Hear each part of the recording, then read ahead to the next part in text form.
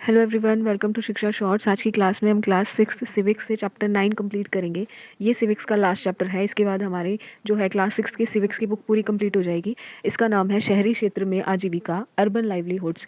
अब इसमें एक बच्चा है जो कि शहर में आता है और क्या जहाँ जहाँ वो जाता है वो बिल्कुल ध्यान से देखता है चीज़ों को कि कौन लोग कैसे कैसे काम कर रहे हैं जिनसे वो अपनी आजीविका चला रहे हैं। तो उसमें सबसे पहले वो बच्चा एक रिक्शा पुलर को देखता है और ये देखता है कि एक रिक्शा पुलर 6 किलोमीटर तक जो है रिक्शा चलाता है और उसके लिए उसे 10 रुपये या 20 रुपये कुछ मिलते हैं।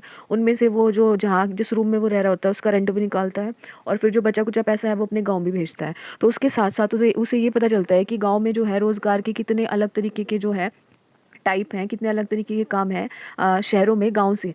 तो सबसे पहले उसने रिक्शा पुलर को देखा, उसके बाद उसके जैसे ही कुछ और काम दिखे, जैसे कि सड़कों पर काम करने वाले कोई लोग सब्जी बेच रहे थे, कोई मोची था, कोई ठेला चला रहा था। तो ये वो काम थे जो उस बच्चे ने देखे। इनका काम, अब उसको एक चीज़ और समझ में आई कि इनका काम जो है अनिश्चित होता है, फिक्स नहीं होता है, कभी ज़्यादा होगा कभी कम होगा और कोई सामाजिक सुरक्षा नहीं मिलती। अगर ये काम कर रहे हैं तो इनकी अर्निंग होगी, अदरवाइज़ कोई अर्निंग होगी नहीं। फिर ये बच्चा जो है दुकान पर जाता है, बाज़ार में जाता है, फिर देखता है कि बाज़ारों में ना अलग अलग सी शॉप है। शॉप पे जो है इंसान लोग जो है अपनी जो जिस चीज़ की उन्होंने खोली हुई है शॉप वो बेच रहे हैं। अलग अलग तरीके की शॉप होती है, जैसे कि गारमेंट्स की अलग होती है, यूटेंसिल्स की अलग होती है, बर्तनों की दुकानें अलग होंगी। तो बाजार में व्यापारी अपनी दुकानें चलाने वाले लोग, जैसे कि बर्तन की, कपड़े की और जितनी भी तरीके की दुकानें हो सकती हैं वो दुकानें खुली रहती हैं, लोग उनको चला रहे होते हैं। और इनको खोलने के लिए जो है एक लाइसेंस की रिक्वायरमेंट होती है, वो लाइसेंस नगर निगम से लेना पड़ता है। ऐसे नहीं है कि कोई भी इन शॉप्स को ओपन कर लेता है। सबसे पहले इनको एक लाइसेंस लेना पड़ता है और फिर उसके बाद ये अपनी शॉप ओपन कर सकते हैं। उसके बाद एक फैक्ट्री शॉप और वर्कशॉप के बारे में देखते हैं ये। इसमें जब वो रास्ते से जा रहा होता है तो इसको रास्ते में दिखता है कि एक लेबर चौक आता है, वहाँ पे बहुत से लोग बैठ के किसी का इंतजार कर रहे होते हैं। तो वो अपने साथ वाले दोस्त से पूछता है कि ये किस चीज़ का वेट कर रहे हैं। तो उसका दोस्त बताता है कि ये जो लोग हैं ना, ये मजदूर हैं, दिहाड़ी मजदूर हैं और ये लेबर चौक पे बैठते हैं ताकि उनको कोई काम के लिए लेके जा सके। तो देखते हैं फैक्ट्री और वर्कशॉप क्षेत्र में क्या आ जाता है। कैजुअल लेबर, जिनको दिहाड़ी मजदूर बोलेंगे, इन्हें लेबर चौक पर काम मिलता है।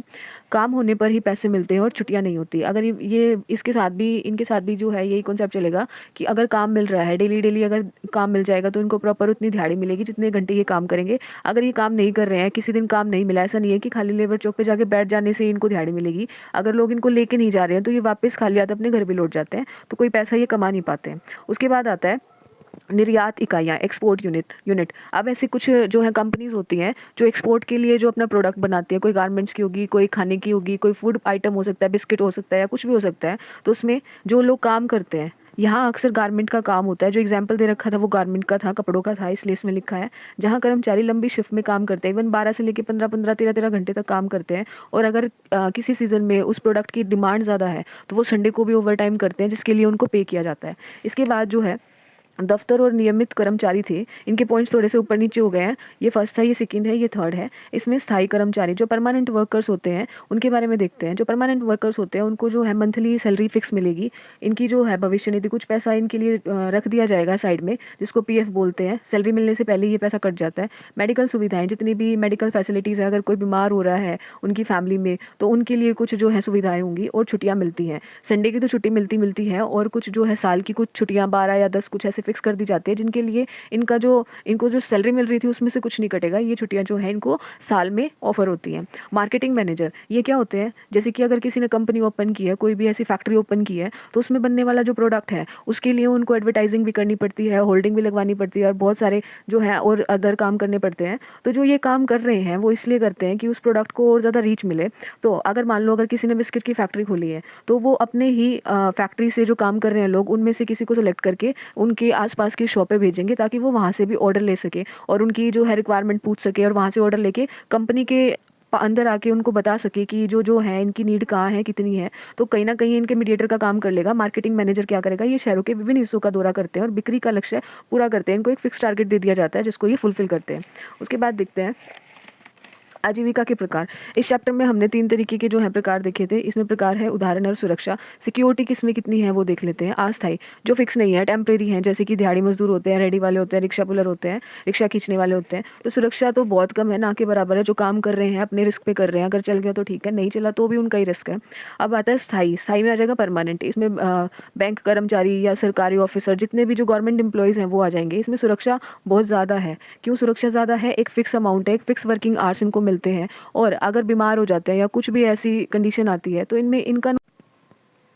इनका नुकसान ना के बराबर है, क्योंकि अगर ये छुट्टियां भी ले रहे हैं तो उसके लिए इनकी सैलरी से कुछ जो है कटेगा नहीं, इनको प्रॉपर जितनी इनकी सैलरी फिक्स है वो मिलेगी। उसके बाद आ जाता है स्वरोजगार। ये खुद से काम जो कर रहे हैं अपना, उनमें वो आएंगे, जैसे कि दुकानदार, व्यापारी। इनका जो होता है सुरक्षा मध्यम रहती है। सुरक्षा मध्यम इसलिए रहती है कि अगर इनका काम अच्छा चल रहा है, अगर ये अच्छा कमा पा रहे हैं, तो ये बिल्कुल एक जो है प्रॉफिटेबल जो कंडीशन में रहेंगे। और अगर लॉस में जा रहे हैं तो भी इनको कहीं ना कहीं कोई गवर्नमेंट हेल्प नहीं करेगी।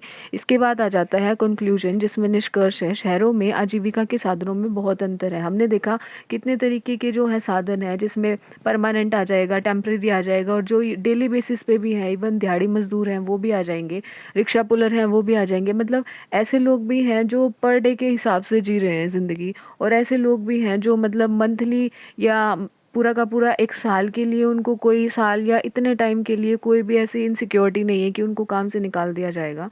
शहरों में आजीविका के साधन में बहुत अंतर है, ये हमने देखा। जहाँ कुछ के पास सुरक्षित सरकारी या निजी नौकरियां हैं, मतलब गवर्नमेंट जॉब है और प्राइवेट जॉब है, वहीं एक बड़ी आबादी आज भी सड़कों पर या दिहाड़ी मजदूरी करके अपना गुजारा करती है। यहाँ पे जो है हमने शहरों में आजीविका को पढ़ लिया है। हमारी जो क्लास 6 की सिविक्स बुक है कंप्लीट हो चुकी है। अगर आपको ये लेक्चर्स, ये वीडियोज़ अच्छी लग रही हैं तो प्लीज़ इनको लाइक कीजिए, चैनल को सब्सक्राइब कीजिए। Thank you so much for watching.